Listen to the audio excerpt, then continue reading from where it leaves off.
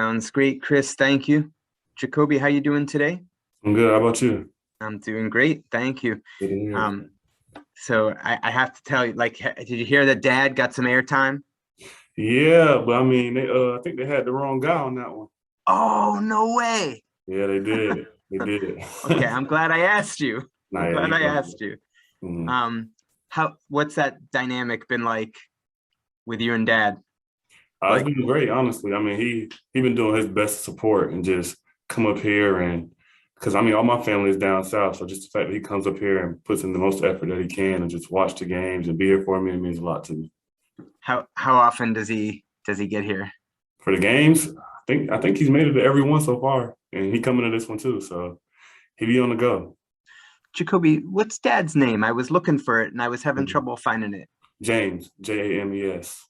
Great. That's great. And I guess my last question, tell me about like the back and forth with you guys on the whole touchdown thing, because that's what they were. I'm sure you probably haven't seen the broadcast, but that's what they Mhm. were talking about. Like, Dad really wants Yeah, Jakobi to get it, you he know? probably wanted more than I do. That's like the last thing he say to me before I get out the car to go into the stadium. Like, let's get this touchdown this game. So I'm like, I do my best. I got you. You know what I mean? I'm trying, but nah, he kind of brings it up here and there. Like maybe this week could be the week, but it's never really too over intrusive. He kind of just plays it cool a little bit. So next question, Mike Giardi. Good afternoon, Jakobi. I'm good. How you doing today? Sure. I'm good. I'm just curious. Obviously, when you guys played them last year, Derwin James wasn't in the lineup. I know he lines up in a lot of different places. What have you seen when you watch the tape of him and the impact that he brings? I mean, he's a really good player. I've heard about Derwin since high school. You know, just playing the ACC and seeing him at Florida State. So I know what he brings to the table. He's a talented player. He'll wreak havoc if you let him. So definitely got to focus and make sure I'm paying attention to where he is and just doing my best to execute the plays. If I have to block him, I have to block him. If I have to run a route against him, I have to try to do my best to win that route. So, like I said, just making sure I understand where he's playing and what I have to do to accomplish my job. And just if I can, a lot of guys after the game and in the last couple of days were talking about sort of it felt good to get that win and to get the win the way you got it. Is that something that can carry over, or as Bill is always talking about how, it's all about today and none of that matters? I mean, I do feel like momentum is a dangerous thing, especially if it's swinging the right way. But I mean, we still, like Bill says, you definitely got to come in here and work every day because that game last week isn't going to win this game for us this week. So come out here. They've been playing good football. I know they had a bye week to really go in there and sharpen up their tool set. So we got to be focused every day and get the little details. Thanks, Jakobi. Mm-hmm. Next question, Evan Lazar. Hey, Jakobi, how you doing? I'm good. How about you? Doing well. We were talking to Coach Belichick this morning, and he was just talking about the pattern match coverages that the Chargers call and how sometimes it's difficult to tell if it's man or zone and a lot of post-snap decisions for you guys this week. What does that mean to you, and just how do you go about getting on the same page as an offense when you go against a defense that's constantly changing after the snap? I mean, what it means to me is it's going to be hard to get an indicator, you know? So corners might not necessarily come over and tell you that it's man and you know exactly what you have. So you got to be able to adjust on the fly and be able to read out coverages on the fly after the ball, make good game time decisions. So a lot of crossing the middle routes or a lot of just underneath routes. I just got to be smart, have my eyes up, reading the safeties. Got it. And you did play this Brandon Staley scheme last year with the Rams. Do you feel like that familiarity will help you out a little bit on Sunday?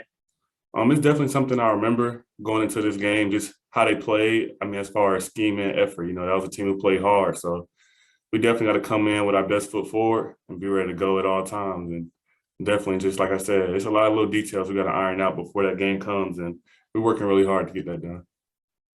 And last one, quickly, were you upset that Kendrick got to throw the touchdown last week, or you let him have that one? Nah, it was a great week of practice and just watching him doing it. We had a lot of good laughs about it.